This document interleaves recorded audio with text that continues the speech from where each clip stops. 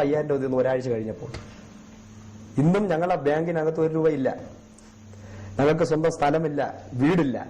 പക്ഷേ കോടീശ്വരന്മാരാ. ഓരോ ദിവസവും ദൈവം രാജകീയമായി നടത്തുന്നു. കാരണം കോടീശ്വരന്മാരെന്ന് പറയാൻ കാരണം ടാറ്റയ്ക്കും ബിർളയ്ക്കും കോടിയുണ്ട്, എല്ലാ കോടീശ്വരന്മാർക്കും കോടിയുണ്ട്. പക്ഷെ അവർക്കാർക്കും പരിശുദ്ധാത്മാവിനെ കോടികൾ കൊണ്ട് വാങ്ങിക്കാൻ പറ്റത്തില്ല, യേശുവിനെ കോടികൾ കൊണ്ട് വാങ്ങിക്കാൻ പറ്റത്തില്ല. ഒരിക്കലും ഒരു പെൺകുട്ടിയോട് രാജാവ് ഒരു മത്സരം നടത്തി. ഒരു മത്സരം 5 പേര് ജയിച്ചു. ഈ 5 പേര് ജയിച്ചതിൽ 5 പേരോടും ചോദിച്ചു നിങ്ങൾക്ക് എന്താ വേണ്ടേ? അവർ ഓരോരുത്തര് വെള്ളി വേണം, പൊന്നു വേണം, 5 പട്ടണം വേണമെന്ന്. പക്ഷെ ഏറ്റവും അവസാനം ഒരു പെൺകുട്ടിയോട് നിനക്ക് എന്ത് വേണം? എനിക്ക് രാജാവിന് വേണമെന്ന് പറഞ്ഞു. അപ്പൊ എന്താ രാജാവിനെ ചോദിക്കാൻ കാരണം? രാജാവ് വന്നാൽ ഇതെല്ലാം എന്നോടൊപ്പം വരും. ഇപ്പൊ കർത്താവ് ഞങ്ങളുടെ കൂടെ ഉള്ളത് കൊണ്ട് ഈ ലോകത്തിലുള്ള സകലതും ഞങ്ങളുടെ കൂടെയാണ്. അതുകൊണ്ട് ഞങ്ങള് ഇനി പല വിശ്വാസികളും പലരും പറയുന്നത്, അയ്യോ ഞാൻ ഇപ്പൊ ട്രഡീഷണൽ ലെവലിൽ നിൽക്കുന്നവർ പോലും ക്രിസ്തുവിനെ അംഗീകരിക്കാനുള്ളവർ അവരുടെ ബുദ്ധിമുട്ട് മരിച്ചാൽ എവിടെ നടക്കും? ശവക്കുഴിക്ക് വേണ്ടി. അവര് ജീവിച്ചിരിക്കുന്ന കാര്യത്തിനെ കുറിച്ചല്ല ചിന്തിക്കുന്നത്, മരിക്കുന്ന കാര്യത്തിനെ കുറിച്ചാണ്. മരിച്ചു കഴിഞ്ഞാൽ എങ്ങനെ എവിടെ എന്റെ ശവം അടക്കുമെന്നാണ്. വീടില്ല, കാറില്ല, അതില്ല, സപ്പോർട്ടില്ല. അതുകൊണ്ട് പലരും ഇങ്ങനെ ഓടി നടക്കുക, സപ്പോർട്ടിന് വേണ്ടി ഓടി നടക്കുന്നു. ഈ ലോകത്തിലുള്ള സപ്പോർട്ടിൽ ആശ്രയിച്ച 4,000, 5,000, 15,000 ഒരു സപ്പോർട്ട് കിട്ടിയാൽ അതുകൊണ്ട് അവസാനം. പക്ഷേ ഒരിക്കലും ആർക്കും അളക്കാൻ സാധിക്കും. ആകാശത്തിന്റെ ഭണ്ഡാരം തുറന്ന് അനുഗ്രഹിക്കുന്ന ഒരു സപ്പോർട്ടറാണ് നമ്മുടെ യേശു. അത് ഞങ്ങൾ അനുഭവിക്കുന്നു. ഞങ്ങൾ ഒരുപാട് വന്ന് ഞങ്ങൾ പാലും തേനും ഒഴുകുന്നത് പോലെ ക്രിസ്തു ഉള്ളവന് ഞാൻ വിശ്വസിക്കുന്നത്, ദൈവം നമ്മളെ കൂടെ ഉണ്ടെങ്കിൽ നമ്മൾ എവിടെ ചെന്നാലും നമ്മളെ സ്നേഹിക്കുവാൻ ശത്രുക്കൾ പോലും പിന്നെ നമ്മളെ മിത്രങ്ങളാകും. ഈ തൊടുപുഴയിൽ ചെന്ന് കഴിഞ്ഞപ്പോൾ വാസ്തവത്തിൽ അവിടെ ദൈവം പറഞ്ഞിട്ടാണല്ലോ അവിടെ പോയത്. അപ്പൊ അവിടെ ഒരു ദൈവവേല ചെയ്യാനായിട്ടുള്ള ഒരു ഓപ്പണിംഗ് എങ്ങനെയാണ് നിങ്ങൾക്ക് കിട്ടിയത്? ഞങ്ങൾ അവിടെ ചെന്നിറങ്ങിയപ്പോൾ വളരെയധികം ഞങ്ങളെ പലരും വിമർശിച്ചു. പല വിഷയങ്ങളുണ്ടായി. ഇവർ വന്നിട്ടുണ്ട്, ഇവരിന് ചർച്ചിനെയൊക്കെ വിശ്വാസികളെ തട്ടിക്കൊണ്ടുപോകാൻ വന്നവരാണെന്നൊക്കെ ചില അപഖ്യാതികളൊക്കെ അവിടെ ഉണ്ട്. എന്നാൽ ഞങ്ങൾ പറഞ്ഞു, ഞങ്ങൾ ആരും ചർച്ച് തുടങ്ങാനോ ചർച്ചിന് അല്ല വന്നത്. ഞങ്ങൾ അറിഞ്ഞ യേശു, ഞങ്ങൾക്ക് ദൈവം ഒരു വിഷൻ തന്നിട്ടുണ്ട്, ഒരു സൈന്യത്തെ വാർത്തെടുക്കുക. കാരണം ഈ ലോക രാജ്യങ്ങളെ നേടുവാൻ, രാജ്യങ്ങളിൽ ചെന്ന് ശുശ്രൂഷകൾ ചെയ്യുവാൻ, ആ ആത്മദാഹമുള്ള വലിയൊരു തലമുറയെ ട്രെയിൻ ചെയ്ത് പുറത്തിറക്കാൻ ഞങ്ങൾ ആഗ്രഹിക്കുക. അതാണ് ഞങ്ങളുടെ വിഷൻ. ഏത് ദേശത്ത് ഏത് പട്ടണത്തിൽ ചെന്നാലും, ഒരു സഭയിൽ ചെന്നാലും ആ സഭ വളരുവാൻ, ആ സഭയ്ക്കകത്ത് ദൈവത്തിന്റെ ശക്തി അങ്ങോട്ട് ചലിക്കണം. അവിടെ യഥാർത്ഥമായ ദൈവത്തിനെ, ഡിനോമിനേഷൻ നോക്കാതെ ക്രിസ്തുവിനെ നോക്കുന്നവരെ വാർത്തെടുക്കുന്ന ഒരു മിഷനാണ് ഞങ്ങൾക്ക് ദൈവം തന്നിരിക്കുന്നത്. അതുകൊണ്ട് തൊടുപുഴയിൽ ചെന്നപ്പോഴും അവിടെ പല ഡിനോമിനേഷനുകളുണ്ട്. അവർ തമ്മിൽ ഐക്യതയില്ല. ക്രിസ്തു പ്രവർത്തിക്കണമെങ്കിൽ ഐക്യത വേണം. 25 വർഷമായ ചർച്ചിനകത്ത് പോലും 25 പേര് പോലും ഇല്ല. അപ്പം ജനം വരുന്നില്ല, ഐക്യതയില്ല, സ്നേഹമില്ല. പരസ്പരം മുഖത്തോട് മുഖം നോക്കുമ്പോൾ അവര് അങ്ങോട്ടും ഇങ്ങോട്ടും അരുതാത്തത് പറയുക, സ്നേഹമില്ല.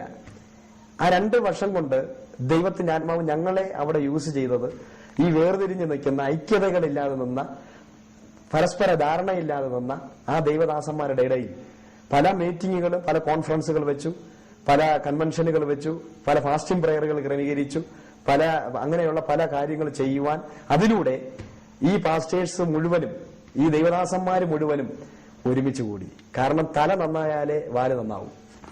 ഏത് സഭയ്ക്കകത്തും നമ്മൾ സാധാരണ പറയാനുണ്ട്, മകനെ കണ്ടാൽ അറിയാൻ അപ്പൻ ആരാണെന്ന്. അപ്പോ ഒരു വിശ്വാസിയെ കണ്ടാൽ അറിയാം പാസ്റ്റർ ആരാണെന്ന്. അപ്പൊ പാസ്റ്റർ നന്നായാലേ വിശ്വാസി നന്നാവും. അല്ലാതെ വിശ്വാസി എല്ലാ പാസ്റ്റർമാരും ചർച്ചകളിൽ നടക്കുന്ന സംഭവം ഞായറാഴ്ച വന്നു കഴിഞ്ഞാൽ വിശ്വാസിയെ അത് ചെയ്തില്ല ഇത് ചെയ്തില്ല എന്ന് പറഞ്ഞ് വചനം പറഞ്ഞ് കുത്തി വേദന വെച്ച് വെട്ടി ഒരു പരുമാക്കിയാണ് വിടുന്നത്. പക്ഷെ തല നന്നായാൽ വിശ്വാസി നന്നാവും.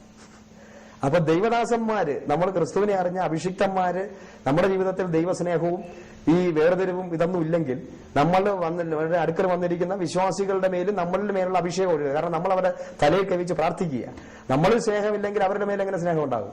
നമുക്ക് ക്ഷമിക്കാൻ സാധിച്ചില്ലെങ്കിൽ അവരുടെ മേൽ എങ്ങനെ ക്ഷമ ഇതുണ്ടാകും? അപ്പൊ അത് ആണ് ഞങ്ങൾ ആ ഒരു ഓപ്പറേറ്റിംഗ് ആണ് ഞങ്ങൾ നടത്തിക്കൊണ്ടിരിക്കുന്നത്. പലയിടങ്ങളിൽ ഞങ്ങൾ പോകുന്ന ദേശങ്ങളിൽ അവിടെ ഒരു സക്സസ് ആയിരുന്നു. ആ ദേശത്ത് ഞങ്ങളെ യൂസ് ചെയ്തു. അതിനുശേഷം ദൈവാത്മാവ് പറഞ്ഞു എറണാകുളത്ത് വരാൻ പറഞ്ഞു. അവിടെയും കർത്താവ് അത്ഭുതം ചെയ്ത് എറണാകുളത്ത് ഞങ്ങൾ എത്തി. അതിനുശേഷമാണ് ഞാൻ ഈ പറഞ്ഞതുപോലെ വിവാഹം കഴിഞ്ഞ ശേഷം ബാംഗ്ലൂരിൽ വരാൻ ആത്മാവ് പ്രേരിപ്പിച്ചു. ബാംഗ്ലൂരിൽ വരുമ്പോൾ എന്റെ കയ്യിൽ അതായത് യഹോവ ഇരേ എന്ന് പറയാൻ കാരണം ഭയങ്കര അത്ഭുതങ്ങൾ ഈ ബാംഗ്ലൂർ പട്ടണത്തിൽ വെച്ച് കർത്താവ് ഞങ്ങളുടെ ജീവിതത്തിൽ. അതിൽ 1-2 അത്ഭുതങ്ങൾ പറയാൻ സാധിക്കും. ഒന്നാമത് വെറും 20,000 രൂപയാണ് ഞാൻ എന്റെ കയ്യിലുണ്ടായിരുന്നത്. അപ്പൊ ഈ ബാംഗ്ലൂർ പട്ടണത്തിൽ ഒരിക്കലും ഒരു 20,000 രൂപയ്ക്ക് ഒരു വീടും ലഭിക്കത്തില്ല അഡ്വാൻസ്. കാരണം ഏറ്റവും ഒരുവിധം നല്ല ഒരു റൂമും ഒക്കെ ഉള്ളൊരു വീടാണെന്നുണ്ടെങ്കിൽ കുറഞ്ഞത് 7,000, 8,000, 10,000 രൂപ അഡ്വാൻസ് കൊടുക്കും. അതായത് വാടക കൊടുക്കണം. ഈ വാടകയുടെ 10 മാസമാണ് അഡ്വാൻസ് കൊടുക്കേണ്ടത്. അപ്പൊ 50,000, 1,00,000 രൂപ അഡ്വാൻസ് കൊടുത്താൽ മാത്രമേ ഒരു നല്ലൊരു വീട്, ഒരുവിധം കയറി കിടക്കാൻ പറ്റുന്ന ഒരു വീട് കിട്ടത്തുള്ളൂ. അപ്പൊ 20,000 രൂപയും കൊണ്ട് ഞാൻ വന്നപ്പോൾ കർത്താവ് പറഞ്ഞിട്ട് വന്നു. നേരെ ഒരു സെമിനാരിയിൽ ചെന്ന് അവിടെ റൂം എടുത്തു. അവിടെ ഞാൻ 3 ദിവസം ആരും അറിയാതെ റൂമിനകത്തിരുന്ന് പ്രാർത്ഥിച്ചു. കർത്താവിനോട് പറഞ്ഞു, ദൈവമേ, അങ്ങനെ ദേശത്ത് അയച്ചു, എനിക്കൊരു ഭവനം വേണം. 20,000 രൂപ കൊണ്ട് ഞാൻ പല സ്ഥലങ്ങളിൽ പോയപ്പോൾ എല്ലാവരും എന്നെ ആട്ടി ഓടിച്ചു, അവരെന്നെ കളിയാക്കി. 20,000 രൂപയ്ക്ക് എങ്ങനെ നിങ്ങൾക്ക് വീട് തരുമെന്ന് ചോദിച്ചു. 20,000 രൂപ കൊണ്ടൊന്ന് നിങ്ങൾ എങ്ങനെ എനിക്ക് വാടക തരുമെന്ന് ചോദിച്ചു. അപ്പോൾ ദൈവത്തിനോട് ഞാൻ ചോദിക്കാൻ നേരിച്ചു. കർത്താവിൽ ആശ്രയിച്ചു, പ്രാർത്ഥിക്കാൻ തുടങ്ങി. അപ്പൊ ദൈവം അയച്ചതുപോലെ ഒരാൾ എന്റെ ഡോറിൽ വന്ന് തട്ടി. അദ്ദേഹം അത് പറഞ്ഞ ഒരു അച്ഛനാണ്. അദ്ദേഹം ഞാൻ അവിടെ ഇരുന്നപ്പോൾ അദ്ദേഹത്തിനോട് നിങ്ങൾ ആരാ? ഞാൻ പറഞ്ഞു, ഒരു ഇവാഞ്ചലിസ്റ്റ്, എനിക്കൊരു ദേശീയ പട്ടണത്തിലൊരു വീട് വേണം. അദ്ദേഹം പറഞ്ഞു ഇവിടെ ഇരിക്കാൻ പറഞ്ഞു. അദ്ദേഹം ഞാൻ അവിടെ ഇരുന്നപ്പോൾ പിന്നെ അനേക അഭിഷിക്തന്മാർ എനിക്ക് വേണ്ടി ഈ പട്ടണത്തിൽ വീട് അന്വേഷിച്ചു. പ്രാർത്ഥിക്കുന്നവർക്ക് വേണ്ടി മാത്രം കൊടുക്കാനുള്ള ഒരു വീട് കർത്താവ് ഞങ്ങൾക്ക് തന്നു. വളരെ അനുഗ്രഹിക്കപ്പെട്ട, ഞാൻ ദൈവത്തോട് ചോദിച്ച ആ ലെവലില് എല്ലാ സൗകര്യങ്ങളുമുള്ള വീട് വെറും 20,000 രൂപയ്ക്ക് പട്ടണത്തിലെ സിറ്റിയിൽ കർത്താവ് എനിക്ക് തരാൻ ഇടയായി. അങ്ങനെയായിരുന്നു ആരംഭം. അതിനുശേഷം ഞാൻ ദൈവത്തിന് കർത്താവെ വാടക കൊടുക്കാതെ എനിക്ക് ജീവിക്കണം എന്ന് പറഞ്ഞു. കർത്താവ് പറഞ്ഞു, എന്നിട്ട് പറഞ്ഞു, എനിക്ക് ഇവിടെ വന്നു ചെലവുകൾ അധികമാണ്. അപ്പോൾ ഒരു വിശ്വാസത്തിൽ ജീവിക്കുന്നവന് ഈ പറമ്പിനകത്ത് ഒരു മുരിങ്ങ ഉണ്ടെങ്കിൽ, അല്ലെങ്കിൽ ഒരു തെങ്ങുണ്ടെങ്കിൽ, കാരണം ഞങ്ങൾ വിശ്വാസത്തിൽ അപ്പോസ്തലിക ശുശ്രൂഷ ചെയ്യുന്ന മിഷണറി ഫാമിലിയാണ്.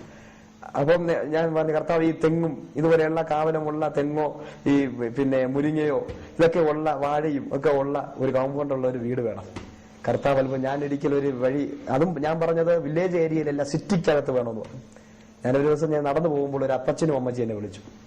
മോനെ, നിങ്ങൾ പാസ്റ്റർ ആണോ എന്ന് ചോദിച്ചാൽ, അവര് അമേരിക്കയിൽ പോകാനിരിക്കുക. അവർ അപ്പച്ചന് കണ്ണിൽ തിമിരമാണ്.